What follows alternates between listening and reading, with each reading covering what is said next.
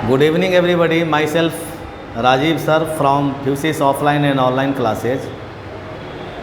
मैं आपको केमिस्ट्री पढ़ाऊँगा और केमिस्ट्री के बारे में हम लोग स्टडी करेंगे क्लास 7 में। एडवांस क्लासेज के तौर पे हम इसका स्टडी करेंगे, सिलेबस भी लेकर के चलेंगे और एडवांस पियर्सन बुक को भी हम लोग यूज करेंगे। तो केमिस्ट्री का स्टडी जब हम लोग करते हैं तो सबसे पहले एक पॉइंट ब्रेन में आती है कि मैटर क्या होता है। What do you know about matter. Matter का मतलब क्या होता है? वस्तु, थिंग्स, मैटर। तो मैटर किसे कहते हैं पहले इसको समझो। तो ये एक सब्सटेंस है, वस्तु है, मार्कर है ये। इस मार्कर को हम तौले, वज़न किए तो इस मार्कर का कुछ ना कुछ वज़न होगा। 1 ग्राम, 2 ग्राम, 3 ग्राम, 4 ग्राम, 5 ग्राम, कुछ ना कुछ इसका वज़न होगा। और जैसे कि हम ये यूनिवर्स में अपना हाथ रखे हुए हैं तो इस मार्कर को हम यहाँ पे रख दिए तो ये इतना स्पेस को ये ऑक्यूपाई कर रहा है कि नहीं कर रहा है। तो वह सब्सटेंस, एनीथिंग्स जिसका खुद का वज़न होगा और वो स्पेस को ऑक्यूपाई करने का कैपेसिटी रखेगा, उसको हम क्या कहेंगे? मैटर। समझ में आ रहा है कि नहीं आ रहा है? जैसे तुम्हारे पास ये कॉपी है तो इस कॉपी का कुछ ना कुछ वज़न होगा। 1 ग्राम, 2 ग्राम, 3 ग्राम, 10 ग्राम, 250 ग्राम, 200 ग्राम, 300 ग्राम, कुछ ना कुछ वज़न होगा इसका। और ये पूरे यूनिवर्स का ये इतना जितना इसका शेप है उतना ये स्पेस को ऑक्यूपाई किए हुए है। तो अब हम इस सब्सटेंस को क्या कहेंगे? मैटर कहेंगे। तो matter, anythings which have on masses and capability to occupy the space of the universe, such substance is known as matter. The substances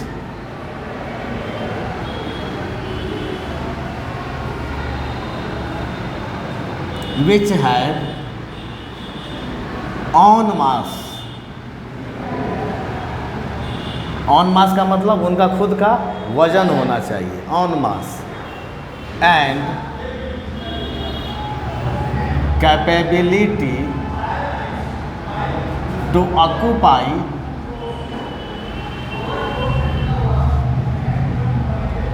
some space of universe। ये पूरा स्पेस क्या कहलाया? यूनिवर्स कहलाया। उस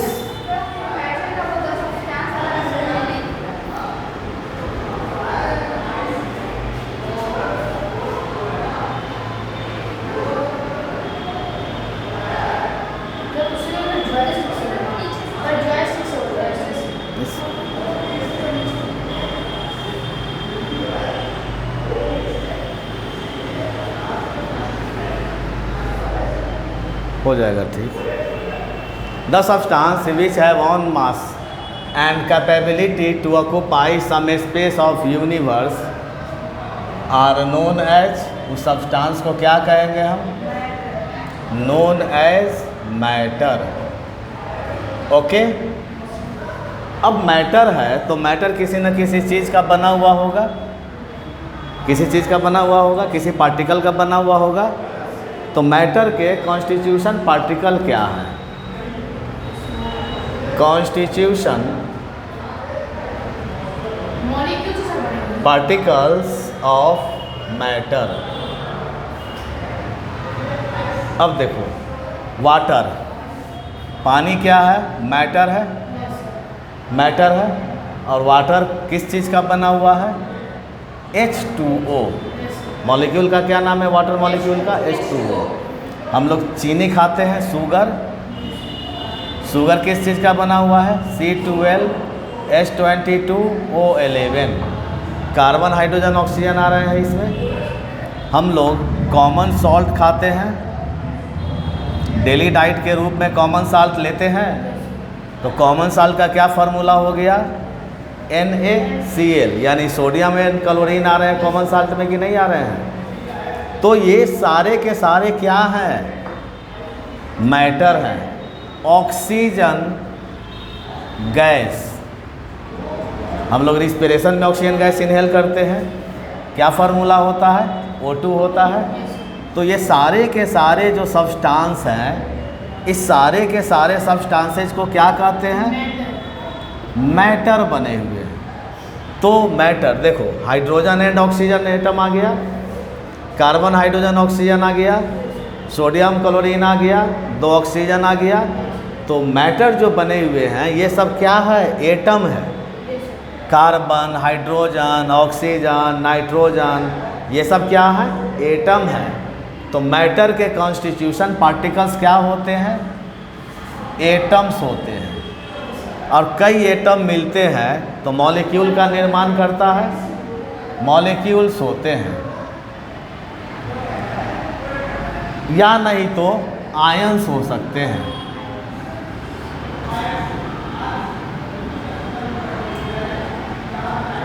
तो एटम से मॉलिक्यूल बना, atom से ही आयन बना।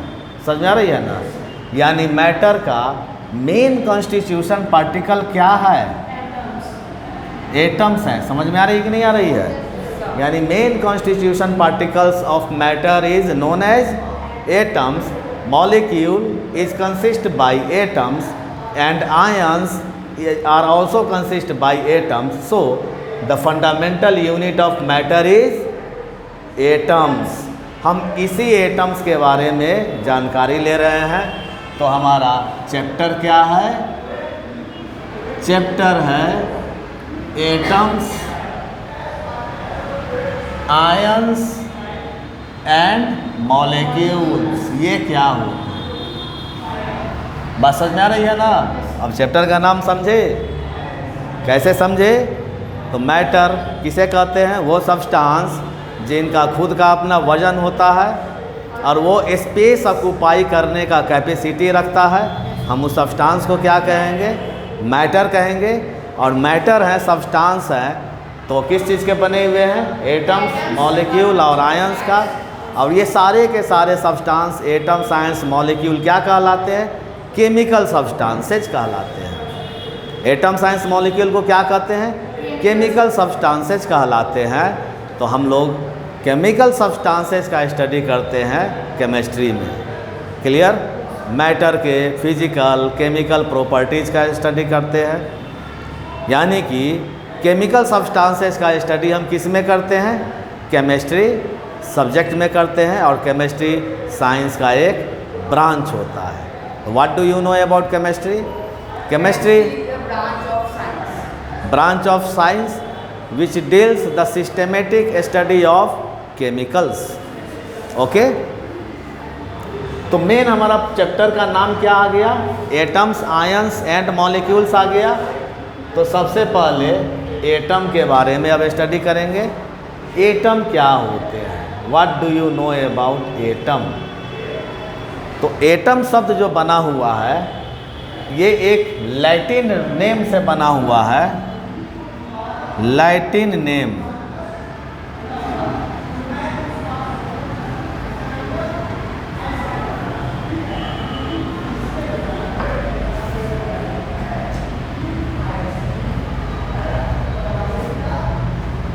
लैटिन नेम से बना हुआ होता है जिसका नाम क्या होता है? एटामॉस। क्लियर? और ये नाम किसने दिया? किस साइंटिस्ट ने दिया? तो given by Dalton, John Dalton. Famous scientist थे। एटामॉस नाम किसके द्वारा दिया गया? डाल्टन के द्वारा। और एटामॉस का इंग्लिश वर्जन क्या होता है? एटम होता है। और जॉन डाल्टन साहब क्या बोले? Atoms are so smallest that can't be seen by naked eye. Atom इतने स्मॉलेस्ट पार्टिकल होते हैं जिसे हम अपनी आँखों से देख नहीं सकते हैं। वाटर तो पीते हैं लेकिन वाटर में हाइड्रोजन और ऑक्सीजन एटम दिखाई देते हैं। हम लोग शुगर तो खाते हैं, चीनी लेते हैं कि नहीं लेते हैं? कार्बन, हाइड्रोजन और ऑक्सीजन उसमें दिखाई देते हैं। हम लोग नमक खाते हैं, नमक सोडियम और क्लोरीन का बना हुआ है। क्या सोडियम और क्लोरीन दिखाई देते हैं उसमें? ऑक्सीजन गैस हम इनहेल करते हैं रिस्पिरेशन में, क्या वो दिखाई देते हैं? यानी एटम्स क्या है? इतने स्मॉलेस्ट पार्टिकल्स होते हैं जिसे हम अपनी आँखों से देख नहीं सकते हैं। तो atoms are so smallest that can't be seen by naked eye, हम अपनी आंखों से उसको डिटेक्ट नहीं कर सकते हैं।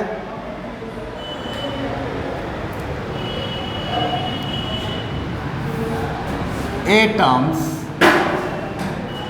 Are so smallest that can't be seen by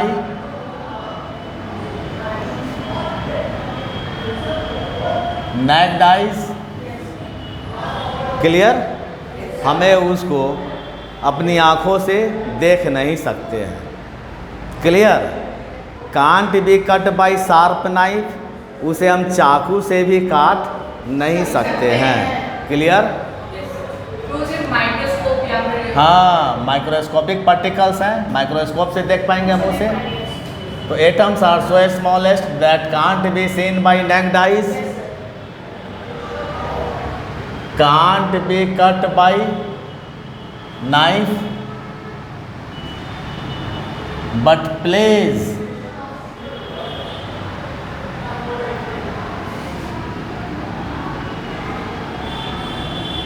can't be exist in the free state।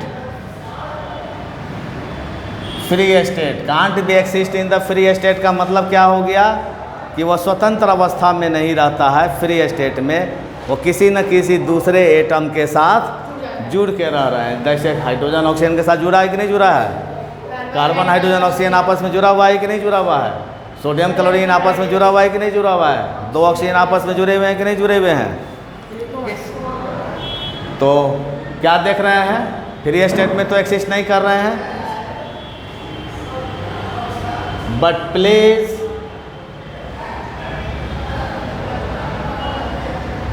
important role in the chemical reaction. जो नेचर में केमिकल रिएक्शन होते हैं उसमें वो पार्टिसिपेट करते हैं। जैसे C+O2, CO2 बना, बात समझ में आ रही है कि नहीं, कार्बन डाइऑक्साइड गैस। तो क्या बोला गया एटम को, atoms are so smallest that can't be seen by naked eyes, can't be cut by knife, can't be exist in free state, but plays important role in the chemical reaction. Clear? Next point, जैसे matter atoms के बने हुए हैं, तो फिर atom भी जो बने हुए हैं किसी न किसी पार्टिकल्स के बने हुए हैं। बात समझ में आ रही है कि नहीं आ रही है? तो कॉन्स्टिट्यूशन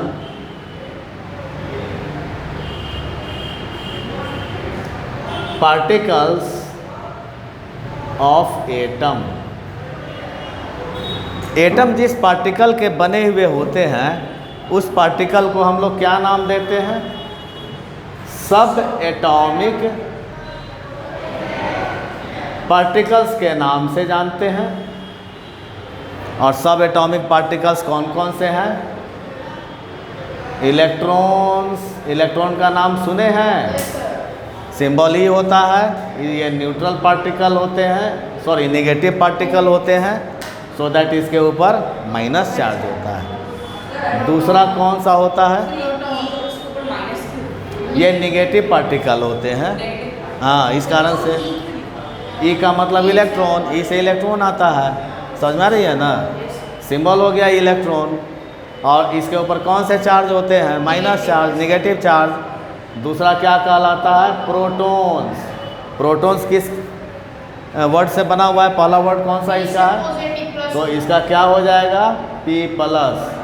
एंड न्यूट्रॉन्स,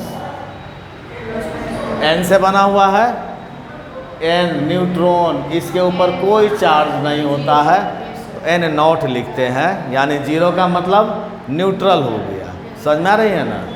यानी कि कॉन्स्टिट्यूशन पार्टिकल्स एटम के कौन कौन से आते हैं, एटम के जो कॉन्स्टिट्यूशन पार्टिकल्स हैं उसको क्या नाम देते हैं हम लोग, सब एटॉमिक पार्टिकल्स। और सब एटॉमिक पार्टिकल्स कौन कौन से होते हैं? इलेक्ट्रॉन्स, प्रोटॉन्स एंड न्यूट्रॉन्स के नाम से जानते हैं। कोई दिक्कत समझने में?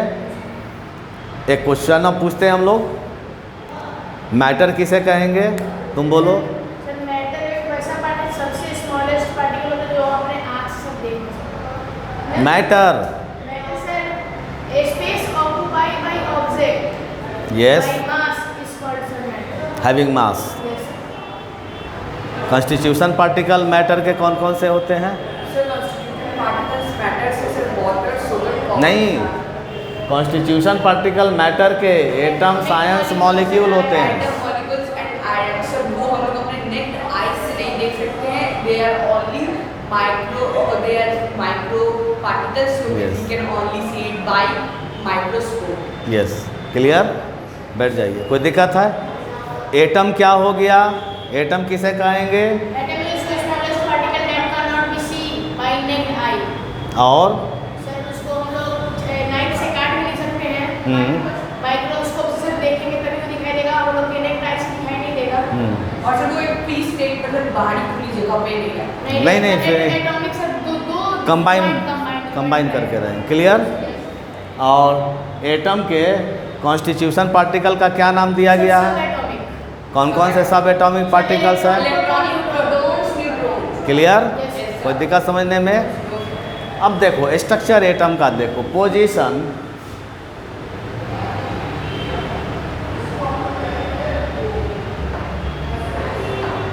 एटम के कितने पार्ट होते हैं ये ध्यान दें। एटम के दो पार्ट होते हैं। एक पार्ट क्या कहलाते हैं? न्यूक्लियस।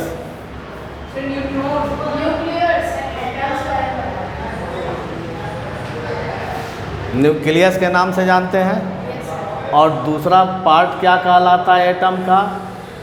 ऑर्बिट्स के नाम से जानते हैं।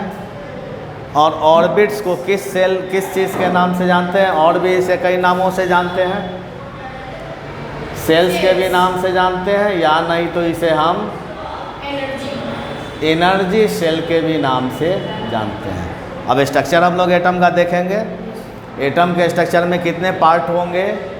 दो पार्ट। एक पार्ट को क्या कहेंगे? न्यूक्लियस। और दूसरे पार्ट को क्या कहेंगे? ऑर्बिट सेल या एनर्जी सेल। क्लियर? एटम के बीच में नहीं SHELLS अलग स्पेलिंग। क्लियर? अब देखो एटम के बीच में क्या होते हैं? न्यूक्लियस होते हैं। यहाँ देखो ये इस जगह मैं स्ट्रक्चर पहले बनाता हूँ। बीच में क्या होते हैं? न्यूक्लियस होते हैं। और न्यूक्लियस के बाहर में क्या होते हैं? ऑर्बिट्स। ऐसे ऑर्बिट हुए। क्लियर? तो ये क्या कहलाया? न्यूक्लियस। और ये क्या कहलाया? ऑर्बिट कहलाया। हाँ, तो न्यूक्लियस के बाहर में ऑर्बिट है। ऑर्बिट की संख्या कितने हैं टोटल? अभी तक जो डिस्कवर हुआ है वो 7। हम लोगों के बुक में कितने हैं? 7। लेकिन एक और डिस्कवर हो चुका है 8, लेकिन उसका भी डेटा हम लोगों के पास नहीं आया है बुक में। सो दैट अभी तक कितने ऑर्बिट्स की संख्या है? टोटल 7 ऑर्बिट्स हैं अभी। मॉडर्न कंसेप्ट में 8 ऑर्बिट्स आ जाते हैं, लेकिन इसकी चर्चा नहीं करेंगे, 7 की चर्चा करेंगे। और सातों ऑर्बिट इसी तरह, ये फर्स्ट ऑर्बिट हुआ, दूसरा ऑर्बिट, हाँ बीच में, तो हम आधा शो कर रहे हैं। देखो ऐसे एक होंगे, दूसरा सेल, तीसरा सेल, चौथा सेल, पांचवा सेल, छठा सेल और ये सातवां सेल। क्लियर? बीच में न्यूक्लियस हो गया। अब देखो इलेक्ट्रॉन, प्रोटॉन, न्यूट्रॉन पार्टिकल्स के बने हुए हैं। तो प्रोटॉन एंड न्यूट्रॉन कहाँ पे रहते हैं? न्यूक्लियस में रहते हैं। और इलेक्ट्रॉन इसी ऑर्बिट में न्यूक्लियस का चक्कर लगाते रहता है। स्पाइन करते रहता है, मूव करते हैं। हाँ, सातों में जिसके पास जैसा साइज होगा उसके पास उतना नंबर ऑफ सेल होंगे। कब दिक्कत समझने में? एटम के दो पार्ट आ रहे हैं। ये पार्ट क्या कहलाया? न्यूक्लियस। और ये पार्ट क्या कहलाया? ऑर्बिट या सेल्स। और सेल को यानी कि ऑर्बिट को हम लोग इंग्लिश के एन लेटर से रिप्रेजेंट करते हैं। न्यूट्रॉन को एन नॉट से रिप्रेजेंट करते हैं। देखो एन के ऊपर नॉट दिया हुआ है, 0। और ऑर्बिट यानी सेल को सिंपली एन से रिप्रेजेंट करते हैं। ये पहला सेल हो गया, दूसरा, तीसरा सेल, चौथा सेल, पांचवा सेल, छठा सेल और ये सातवां सेल हो गया। कोई दिक्कत है? यानी एटम के कैसा हो गया? ओवल शेप का होगा, अंडा के शेप का एटम, जिसके बीच में न्यूक्लियस होंगे। और न्यूक्लियस में कौन से पार्टिकल होंगे? Protons and neutron. न्यूक्लियस में देखो प्रोटॉन और न्यूट्रॉन। इलेक्ट्रॉन ऑर्बिट में न्यूक्लियस का चक्कर लगाते हुए रहता है। जिसका साइज होगा उसके पास उतना नंबर ऑफ सेल। कोई दिक्कत है समझने में? अब इसको पहले उतारो, फिर नेक्स्ट पॉइंट इसी में आगे बढ़ाएंगे हम लोग।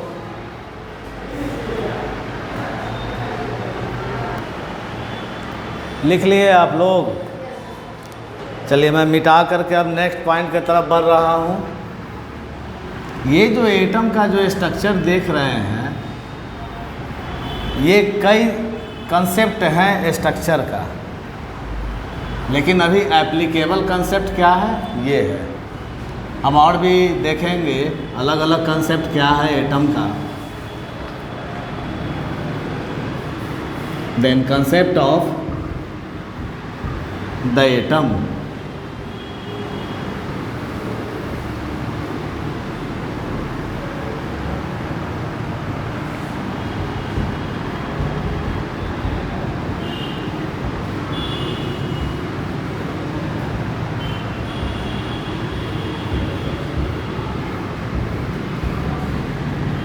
क्लियर? अब हम लोग कंसेप्ट ऑफ एटम्स, एटम के कितने कंसेप्ट हैं, हम सारे कंसेप्ट का अलग अलग स्टडी करेंगे।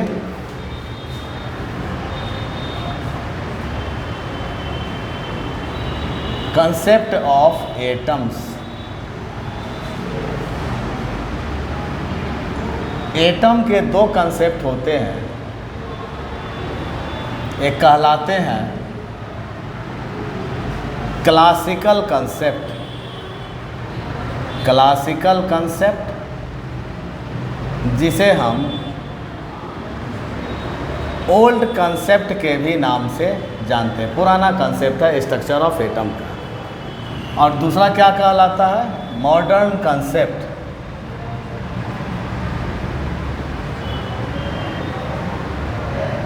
तो न्यू कंसेप्ट के नाम से जानेंगे। क्लासिकल कंसेप्ट यानी ओल्ड कंसेप्ट में किस किस मॉडल का स्टडी करना है हमें। तो पहला डाल्टन्स एटॉमिक थ्योरी का स्टडी करना है। डाल्टन ने एटम के बारे में क्या बोला। दूसरा पढ़ना है जे थॉमसन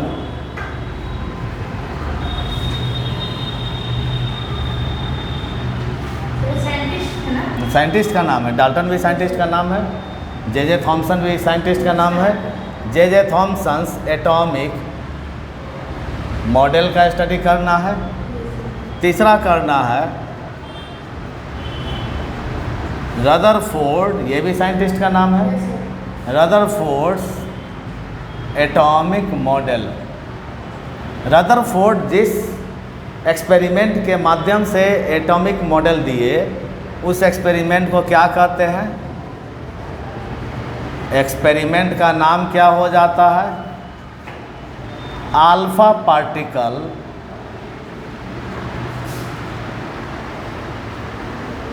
स्कैटरिंग एक्सपेरिमेंट के नाम से जाना जाता है। इस साइन का मतलब क्या होता है? अल्फा। इसका मतलब क्या हो गया? इसको इस साइन को क्या बोला गया? अल्फ़ा के नाम से जानते हैं। तो उनका जो एक्सपेरिमेंट है, रदरफोर्ड का जो एक्सपेरिमेंट है, उस एक्सपेरिमेंट को क्या बोला गया? Alpha particles scattering experiment. और इसी एक्सपेरिमेंट के माध्यम से रदरफोर्ड साहब ने जो एटम के मॉडल दिए, उस एटम के मॉडल को क्या नाम देंगे हम? Rutherford's atomic model. जब जे थॉमसन एटॉमिक मॉडल का स्टडी करेंगे हम लोग, तो जे थॉमसन एटॉमिक मॉडल को वाटरमेलन एटॉमिक मॉडल के नाम से जानते हैं, पम पुडिंग एटॉमिक मॉडल के नाम से जानते हैं, रेजिन पुडिंग एटॉमिक मॉडल के नाम से जानते हैं। और इस सारे जो नाम पे जो इनका जे थॉमसन का एटॉमिक मॉडल का नाम दिया गया, सारे का एक मीनिंग भी है, उसका भी स्टडी करेंगे। प्रत्येक पॉइंट का हम लोग स्टडी करेंगे। क्लियर? अब ध्यान देना, रदरफोर्ड्स एटॉमिक मॉडल जो दिए, रदरफोर्ड एटॉमिक मॉडल जो दिए किस एक्सपेरिमेंट पे दिए? एक्सपेरिमेंट में। किस एक्सपेरिमेंट के द्वारा? स्कैटरिंग। क्या नाम है उसका पूरा नाम? Alpha particle scattering experiment. पूरा नाम देंगे।